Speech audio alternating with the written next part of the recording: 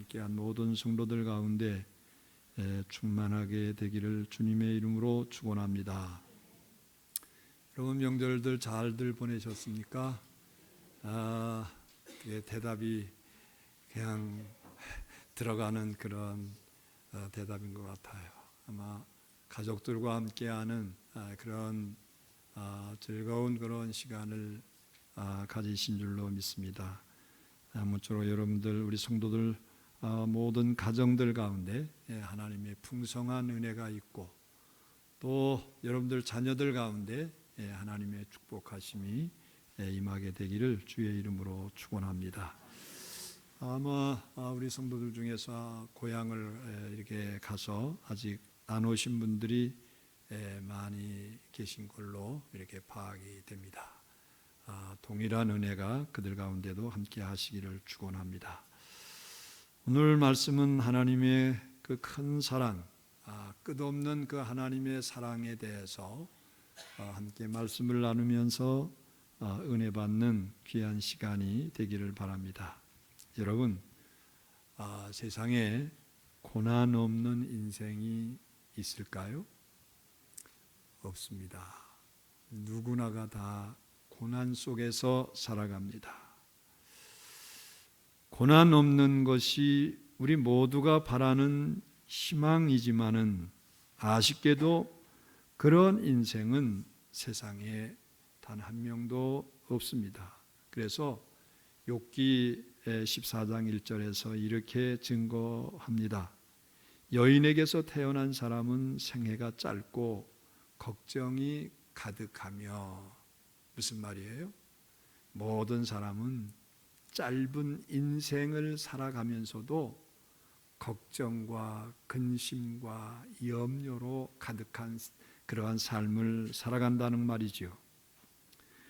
여러분, 그리고 시편 35편 19절에서는 이렇게 말씀을 합니다. 의인은 고난이 많으나 여호와께서 그의 모든 고난에서 건지시는도다. 여러분, 의인이 누굽니까? 하나님을 믿는 성도들을 의인이라고 말합니다. 그래서 믿음으로 구원받은 성도를 말하는데 그 의인에게도 고난이 있다고 말씀하셔요. 그런데 다행인 것은 하나님이 그 고난 가운데서 건져주신다는 거예요. 할렐루야, 할렐루야. 여러분, 그렇다면 하나님을 믿는 게 과연 무슨 유익이 있을까요? 여러분 잊지 마십시오. 신앙의 유익은 고난을 면제해 주는 데 있는 것이 아니라 고난을 이기게 해준다는 겁니다. 의인에게도 고난이 있습니다. 그래서 조금 전에도 말씀드리지만은 의인이 고난이 많으나 이렇게 말씀을 해요. 그런데 의인 하나님의 자녀들에게는 그 고난을 이길 수 있게 역사해 주신다는 겁니다. 고난이 동일하게 있지만 그것을 이기게 해준다는 거예요. 여러분, 마치 이런 겁니다. 바다에 가면 누구에게나 다 파도가 칩니다. 여러분들 가운데서 희한하대, 나는 바다에 들어갔는데 파도가 내 옆에는 내게는 오지 않고 옆에 사람들만 향해서 가대. 여러분, 이런 분들 계십니까? 만일 그런 분이 있다면 그런 사람은 신적인 존재일 겁니다. 누구에게나 파도가 옵니다. 그러나 사람마다 다른 반응과 다른 결과를 나타냅니다. 어떤 사람은 파도가 무서워서 벌벌 떠는 사람이 있습니다. 그러나 어떤 사람은 파도를 즐기면서 타고 앞으로 나가는 사람이 있어요. 비유하자면 신앙은 고난의 파도를 타는 법을 가르쳐 주는 것이라고 말씀드릴 수 있습니다. 고난이 닥쳐오지만 그것을 두려워하지 않고 고난을 이기고 승리하는 법을 터득하게 되는 것입니다. 그러니까 믿는 성도는 고난의 파도를 타는 사람, 이 고난의 파도를 타는 서퍼인 셈이에요. 오늘 설교의 주제가 바로 그런 겁니다. 부디 저와 여러분은 이 시간 말씀을 통해서 고난의 파도를 두려워하거나 그 고난의 파도 속에 휩쓸리는 실패자가 아니라 고난의 파도를 잘 타는 승리자들이 다 되시기를 주의 이름으로 축원합니다. 그러면 우리가 고난을 이길 수 있는 힘이 과연 무엇일까요? 그 고난을 이길 수 있는 힘이 과연 무엇입니까? 결론부터 말씀을 드리면 하나님의 사랑입니다. 그 사랑이 고난을 이길 수 있게 해 주신다는 거예요. 일반적으로 사랑은 고난을 이기는 힘이 됩니다. 사람이 사랑을 받으면 고난을 이길 수 있는 에너지가 생겨요. 여러분 혹시 회복 탄력성 또는 회복 탄력성 지수라고 하는 말을 들어보셨습니까? 회복 탄력성은 심리학 용어인데 탄성과 같은 현상으로 이해하시면 됩니다. 예를 들어서 용수철에 힘을 가하면 눌러 있다가 다시 회복하는 현상이 탄성인데 마치 그와 같다는 거예요. 그러니까 회복 탄력성이란 인생의 고난이 닥칠 때 주눅들지 않고 오히려 당당하게 극복하고 더 높이 도약하는 마음의 근력입니다. 그런데 그런 힘이 어디에서부터 공급이 되느냐? 사랑에서부터 공급이 된다는 겁니다. 여러분 이런 예를 보면 충분히 공감하시죠? 소아과에서 어린아이에게 힘든 수술을 할 때 집도하는 의사가 중요하지만은 여러분 옆에서 아이를 돕고 아이에게 끊임없이 격려해주고 위로해주는 간호사도 그에 못지않게 중요합니다. 수술하는 동안에 옆에서 아이를 꼭 잡아주면서 괜찮아, 금방 날 거야, 이제 괜찮아 그러면서 아이에게 사랑스러운 이제 언어로 그에게 힘을 주고 격려할 때 여러분 그 아이가 잘 견딜 수 있어요. 사랑이 회복 탄력성을 주는 좋은 예입니다. 그런데 우리가 유념해야 할 게 있습니다. 인간의 사랑 가운데 이렇게 고난을 이기게 해주는 힘이 있지만 인간의 사랑은 한계가 있다는 거예요. 그러므로 우리는 인간관계 속에서 서로 사랑해야 되지만은 하나님의 사랑에 우리의 시선을 돌려야 될 줄로 믿습니다. 성경은 하나님이 그 사랑 자체의 힘을 증거하고 있습니다. 그래서 요한일서 4장 8절에서 이렇게 증거하죠. 하나님은 사랑이심이라. 하나님은 사랑이라. 이 하나님의 사랑은 한계가 없는 사랑이고 마감 없는 사랑입니다. 그 사랑만이 완전하고 영원합니다. 이같이 끊을 수 없는 하나님의 사랑을 받을 때 우리가 어떠한 고난도 이겨낼 수 있다는 겁니다. 오늘 본문이 바로 이런 사랑을 우리에게 증거해주고 있습니다. 이를 구체적으로 살펴보면 삼위일체 하나님의 삼중적인 사랑이라고 말씀드릴 수 있어요. 하나님 아버지의 성부의 사랑, 하나님의 아들 성자 예수님의 사랑, 그리고 하나님의 영이신 성령님의 사랑입니다. 로마서 8장 32절 말씀을 보면 우리 32절 말씀을 다 같이 함께 보십시다. 시작. 자기 아들을 아끼지 아니하시고 우리 모든 사람을 위하여 내주신 이가 어찌 그 아들과 함께 모든 것을 우리에게 주시지 아니하겠느냐. 할렐루야. 여러분 하나님의 사랑이 어떤 사랑이라고 그랬습니까? 자기 아들까지 아낌없이 내어주신 그 사랑이라고 말씀을 하고 있어요. 여러분 아까워하지 않는다는 거, 그게 바로 하나님의 사랑이에요. 하나님 아버지는 우리 죄인들을 위해서 독생자 예수님을 이 세상에 인간으로 보내주셨어요. 그리고 그 아들을 십자가 대속의 제물로 내어주신 사랑입니다.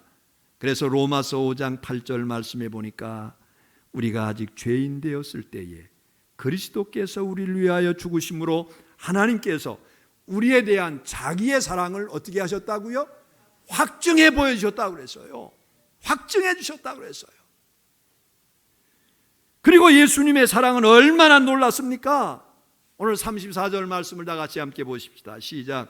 누가 정죄하리요? 죽으실 뿐 아니라 다시 살아나신 이는 그리스도 예수시니 이는 하나님 우편에 계신 자요 우리를 위하여 간구하시는 자시니라. 아멘. 여러분, 나를 위해서 십자가에 달려 죽으신 그 예수님의 사랑은 부활 승천한 이후에도 계속된다는 거예요. 지금도 하나님 보좌 우편에서 저와 여러분들을 위해서 중보하고 계심을 믿으시기를 바랍니다. 지금도 하나님 우편에서 여러분들을 위해서 기도하고 계시는 거예요. 그리고 성령님의 사랑은 또 어떻습니까? 로마서 8장 26절 말씀에 보니까 다 같이 함께 보십시다. 시작. 이와 같이 성령도 우리의 연약함을 도우시나니 우리는 마땅히 기도할 바를 알지 못하나 오직 성령이 말할 수 없는 탄식으로 우리를 위하여 친히 간구하시느니라. 아멘. 여러분, 성령님은 우리의 연약함을 친히 도와주신다고 그랬어요. 또 우리가 너무 연약해서 어떤 땐 기도도 잘 수 없는 그런 상황이 있을 때 우리를 위해서 말할 수 없는 탄식을 가지고 기도해 주신다고 그랬어요. 여러분, 그리고 성령님의 도우심이 없으면 믿음도 없습니다. 믿을 수도 없어요. 여러분들이 예수가 나의 구주이심을 믿는 것, 그래서 내가 하나님의 자녀가 됐다고 하는 확신을 가질 수 있는 그것도 여러분 성령께서 허락하시기 때문이에요. 그래서 고린도전서 12장 3절에 이렇게 말하죠. 성령으로 아니하고는 누구든지 예수를 주시라 할 수 없느니라. 여러분, 우리가 열심히 공부해서 믿었습니까? 아닙니다. 기본적으로 말씀을 듣기는 해야 하지만은 말씀을 들어도 성령의 조명하심과 감동하심이 없으면 믿어지질 않는 거예요. 우리가 예수를 믿는 것 자체가, 믿어지는 것 자체가 성령님의 도우심이 있었기 때문이라는 겁니다. 여러분, 이렇게 성령은 우리를 도와주십니다. 보호해 주시고 깨닫게 해주시고 인도해 주십니다. 그래서 성령은 내 인생의 평생 도우미가 되신다는 사실을 기억하십시오. 이와 같은 삼중적 사랑을 예수님은 승천하실 때 다시 한번 확인해 주셨어요. 로마서 28장 20절에 보니까 내가 너희에게 분부한 모든 것을 가르쳐 지키게 하라. 볼지어다 내가 세상 끝날까지 너희와 항상 함께 있으리라 하시니라. 그 사랑은 완전한 사랑이고 영원한 사랑이고 그래서 끝이 없는 사랑입니다. 그런데 중요한 것은 여러분, 이 크신 하나님의 사랑에 대한 확신이 오늘 저와 여러분들 가운데 있어야 됩니다. 아무리 하나님의 사랑이 끝이 없는 놀라운 사랑이라도 우리 각자가 그 사랑에 대한 확신, 하나님이 정말 나를 사랑하신다, 정말 나를 위하신다, 이러한 사랑에 대한 확신을 갖지 못하면 고난을 이기는 힘이 되지 못합니다. 하나님의 사랑에 대한 확신만이 궁극적인 승리를 보장해요. 흔히 고난이 닥치면 하나님께로부터 소외감을 갖게 해야 됩니다. 하나님이 나를 사랑하시지 않으시나? 하나님이 나를 떠나시지는 않으셨나? 이게 하나님이 나를 버리신 게 아닌가?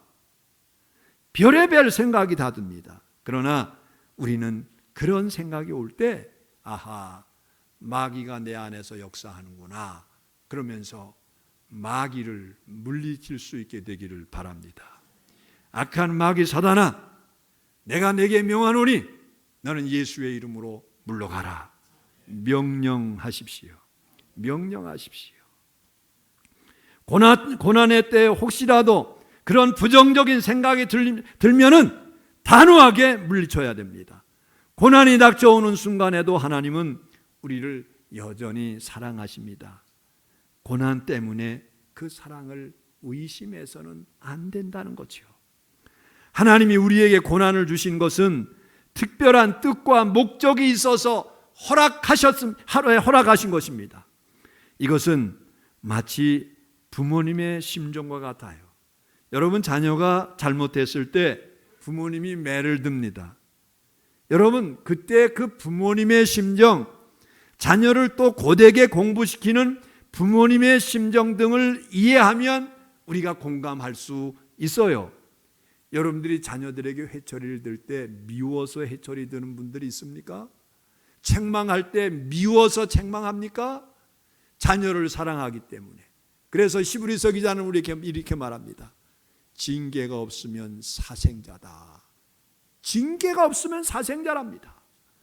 하나님께서 우리에게 고난을 주시는 것은 사랑하시기 때문에 더 든든하게 세우시고 또 이제 훌륭한 믿음의 사람이 되기를 원하시고 세상에서 승리하는 사람이 이제 되기를 원하시기 때문에 여러분, 하나님께서 이러한 고난을 허락하신다는 겁니다. 여러분, 그리고 끝까지, 아니 끝도 없이 그 큰 사랑으로 우리를 붙들어 주심을 믿으시기를 바랍니다. 요한복음 10장 28절 이하의 말씀에 보니까 내가 그들에게 영생을 주노니 영원히 멸망하지 아니할 것이요 또 그들을 내 손에서 빼앗을 자가 없느니라. 그들을 주신 내 아버지는 만물보다 크심에 아무도 아버지 손에서 빼앗을 수 없느니라. 할렐루야. 아무도 아버지의 사랑에서 그 손에서 빼앗을 수 없어요. 고난이 아무리 크다고 해도 하나님의 사랑은 그것보다 훨씬 더 크다는 사실을 믿으시기 바랍니다. 그 사랑의 손으로 우리를 붙잡아 주십니다. 그러므로 그 누구도 그 어느 것도 우리는 하나님의 손에서 빼앗을 수 없어요. 사도 바울은 본문에서 이렇게 증거합니다. 35절 말씀을 다 같이 보십시다. 시작. 누가 우리를 그리스도의 사랑에서 끊으리요? 환난이나 곤고나 박해나 기근이나 적신이나 위험이나 칼이랴.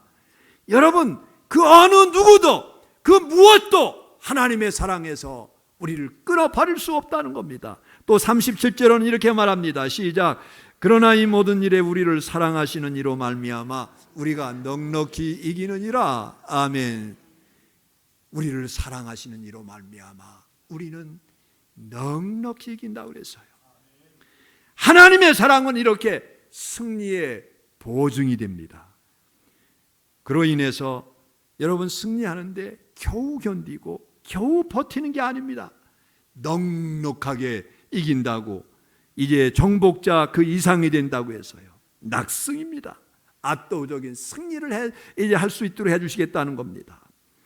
그래서 바울은 또 이렇게 증거합니다. 우리가 알거니와 하나님을 사랑하는 자, 곧 그의 뜻대로 부르심을 입은 자들에게는 모든 것이 합력하여 선을 이루느니라. 여기서 모든 것, 이건 고난도 포함되는 거예요. 시련도 포함되는 거예요. 질병도 포함되는 거예요. 고난당할 때는 너무 힘들고 괴롭지만은 결국 하나님의 사랑이 우리에게 물붓듯이 부어지기 때문에 선한 결과를 낳고 궁극적인 승리를 거두게 된다는 것입니다. 여러분, 마치 비빔밥과 같은 원리일 겁니다. 온갖 재료를 다 놓고 마지막에 뭐를 넣습니까? 비빔밥 할 때 뭐를 넣습니까? 고추장을 넣잖아요. 마지막에 고추장을 넣습니다.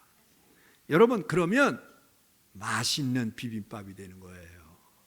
만일 고추장만 먹으면 매워서 못 견디지만은 다른 재료들과 섞이니까 맛있게 먹을 수 있어요.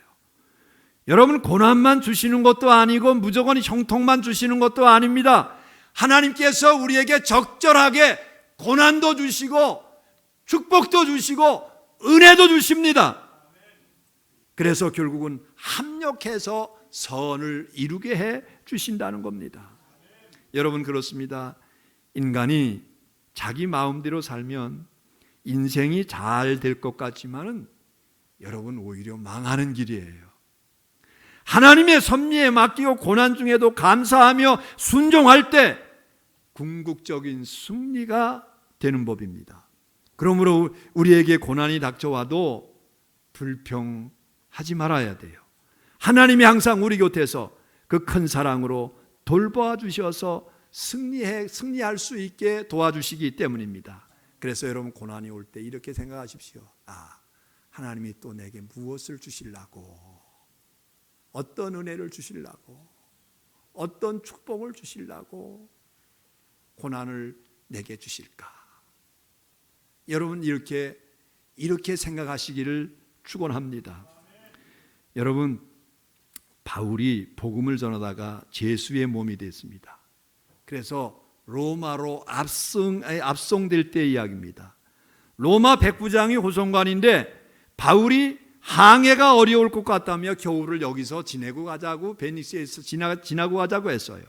하지만 바울의 말을 무시하고 선장과 선주의 말을 듣고 계속 항해를 하다가 유라굴로라고 하는 큰 광풍을 만납니다. 배가 파손될 것 같아서 목숨조차 위태롭습니다. 이때 바울은 걱정만 한 것이 아닙니다. 바울은 한밤중에 하나님 앞에 기도했어요. 인생의 고난의 밤중에 하나님께 기도했어요. 여러분 하나님께 기도했더니 하나님께서 바울에게 말씀해 주시는 거예요. 바울아, 걱정하지 말아라. 이 배 안에 있는 276명 한 명도 목숨을 잃지 않을 것이다. 안심하라고 해서요. 여러분 그들이 어떻게 됐습니까? 그들이 멜리데 섬에 이제 결국은 이제 거기에 다 안전하게 내릴 수 있었어요. 그리고 멜리데 섬이 구원의 역사가 일어나서 모든 사람들이 예수가 그리스도임을 믿게 했습니다. 여러분 바울의 삶의 목표는 뭡니까? 예수 믿어 구원받게 하는데 이게 바울의 삶의 목적이고 목표였어요. 여러분 결국 멜리데 섬의 많은 주민들이 이러한 고난을 통해서 구원 얻는 역사가 일어날 수가 있었다는 겁니다. 여러분 또 요셉의 인생 스토리를 여러분들이 잘 아시죠? 그가 애굽의 총리가 되고 흉년의 때에 그의 형제들이 양식을 사러 왔습니다. 극적으로 상봉하게 된 거예요. 그 후에 야곱의 가족은 다 애굽으로 이민을 가게 됩니다. 그리고 세월이 흘러서 야곱이 죽은 후에 그 형들이 마음에 얼마나 두려운지 몰랍니다. 걱정과 고민이 가득 찼습니다. 왜 그렇습니까? 요셉이 옛날 일을 생각하고 우리를 다 죽이면 어떻게 하나. 여러분 그럴만 하잖아요. 동생을 죽이려고 그랬던 형들이 아닙니까? 보복당할까 봐 염려했어요. 이 소식을 들은 요셉이 뭐라고 합니까? 창세기 50장 20절 이하의 말씀해 보니까 당신들은 나를 해하려 하였으나 하나님은 그것을 선으로 바꾸사 오늘과 같이 많은 백성의 생명을 구원하게 하시려 하셨나니 당신들은 두려워하지 마소서. 내가 당신들과 당신의 자녀들을 기르리이다 하고 그들을 간곡한 말로 위로하였더라. 여러분 형들이 잘못한 게 맞지만은 그리고 그것 때문에 요셉이 말할 수 없는 고통을 당한 게 맞지만 하나님의 섭리를 알기 때문에 이제는 다 용서한다는 겁니다. 그리고 형제들과 조카들까지 끝까지 부양하겠다고 약속했어요. 얼마나 멋진 모습입니까? 여러분 그러므로 고난이 닥쳐올 때 우리의 태도가 중요한 겁니다. 요셉과 같은 그런 마인드, 요셉과 같은 그런 태도가 중요한 겁니다. 고난의 파도에 휩쓸려 버리면 인생을 망칩니다. 하나님의 섭리를 믿는 신앙으로 고난의 파도를 탈 줄 아는 믿음의 백성들이 다 될 수 있게 되기를 주의 이름으로 축원합니다. 여러분 사지가 없는 닉 부이치치라고 하는 사람 여러분들 잘 아시잖아요. 그렇죠? 책도 여러분들 많이들 보셨을 텐데 중증 장애인입니다. 그런데 이 사람이 지금은 세계를 다니면서 그리스도의 복음을 이제 전하는 전도자가 됐어요. 그는 사실 장애 때문에 자살을 여러 번 기도했지만 살아계신 하나님을 만나서 새 인생을 살게 됐어요. 하나님을 만난 후에 장애에도 불구하고 모든 일이 적극적이 됐습니다. 수영도 하고 서핑도 하고 드럼도 치고 컴퓨터도 했어요. 결혼해서 아이도 낳았어요. 얼마나 놀라운 일인지 모릅니다. 한 번은 한 여인이 자기와 똑같은 장애아를 안고 와서 이런 간증을 하는 겁니다. 하나님이 오늘 저에게 기적을 보여주셨습니다. 저는 지금까지 내 아기의 팔다리가 자라서 정상아가 되기를 소원하면서 기도했습니다. 그런데 오늘 당신의 말씀을 듣고 당신의 복음을 듣고 내 기도가 이제는 바뀝니다. 당신을 보면서 팔다리가 없어도 행복한 사람이 될 수 있게 해 주십시오. 그렇게 기도하겠습니다. 그의 기도가 바뀐 거예요. 그가 마지막으로 이러한 말을 합니다. 당신이 바로 나의 기적입니다. 여러분, 우리는 흔히 고난이 제거되는 것만 축복과 기적이라고 말합니다. 물론 하나님이 그러한 역사를 이루어 주십니다. 그러나 때로는 닉부이치처럼 고난이 그대로 남아있지만은 그것을 이겨낼 수 있는 힘을 주셔서 새로운 삶을 살기를 원하십니다. 그것이 진정 축복이요 기적임을 잊지 마시기 바랍니다. 여러분, 세상에 고난 없는 인생 없어요. 누가 고난이 피해가는 사람이 누가 있습니까? 그리고 고난이 지나가면 다시 오지 않는다는 법칙도 없습니다. 또다시 고난이라고 하는 것이 우리에게 찾아옵니다. 고난은 평생 우리 인생에 오고 또 옵니다. 각오해야 돼요. 그러나 중요한 것은 우리에게 하나님의 사랑이 있다는 거예요. 끝없는 하나님의 사랑이 있다는 거예요. 인간의 사랑과 비교할 수 없는 사랑, 그 끝없는 사랑이 하나님의 사랑입니다. 그리고 우리에게 닥쳐오는 고난을 끝이 없는 고난입니다. 이러한 사실을 확신하면서 그 하나님의 사랑으로 고난의 파도를 탈 줄 아는 우리 성도들이 되기를 바랍니다. 고난을 이겨낼 수 있는 여러분들이 되기를 주의 이름으로 축원합니다. 하나님은 사랑이십니다. 하나님은 한없이 끝없이 오늘 여러분들을 사랑하고 계심을 믿으시기 바랍니다. 그래서 어떤 고난 가운데서도 우리는 넉넉히 이깁니다. 할렐루야. 따라서 해보십시다. 넉넉히 이길 수 있습니다. 할렐루야. 기도하십시다. 하나님, 우리 아버지, 은혜를 감사합니다.